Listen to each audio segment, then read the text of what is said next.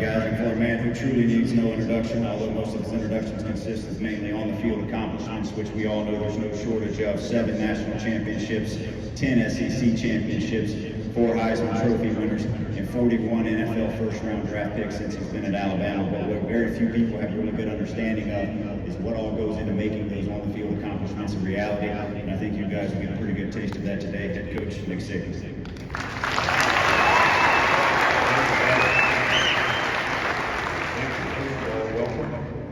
Several of the other coaches say how much they appreciate the fact that you guys are making the sacrifice to be here today to actually improve your chances of competing on your team, helping your team be successful, and I think everybody appreciates the fact that you're making that sacrifice to do that. But you know, there's always three things that I tell our players very first week. You know, there's 3 things that you can do that take no ability.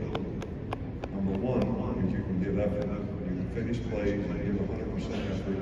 It takes no ability to do that. Second thing is this camp is not about physical toughness. It's about mental toughness. For you to be able to sustain, stay focused on what you're supposed to do, pay attention to detail, continue to give effort, even when circumstances get difficult. It's going to be hot today.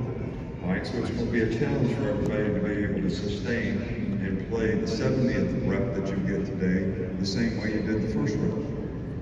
That's mental. That's mental toughness.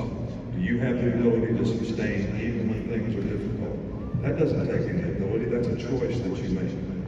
And then the third thing is be responsible to do your job. You know, football is a great team game, and you have a responsibility to do your job. But there's 11 guys out there.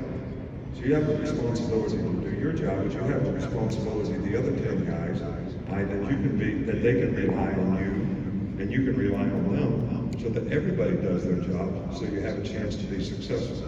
Now, there's one prerequisite for being able to do those 3 things, which take no ability.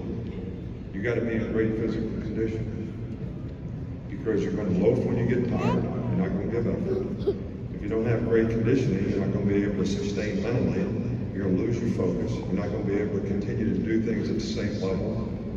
And you're going to make mental errors when you get tired, which means you're not going to be able to be responsible to do your job.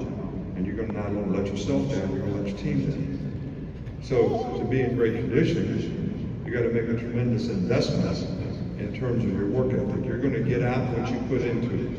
And the competitive character you have, and the choices and decisions that you make to get in physical condition is going to have a great impact on how you sustain your performance. You know, I always talk to our players too about what goals and aspirations do you have? What goals and aspirations do you have as a person, as a student, in terms of what you want to accomplish, what you want to be someday, and what kind of athlete you want to be? You need to think about that, because some people don't really have any goals. They're just kind of here doing things. But once you establish that you have goals and aspirations, then the second thing you got to do is figure out, what do I have to do to accomplish those goals? All right, that's called the process. All right, the process is a definition of what you have to do to accomplish the goals and aspirations that you have.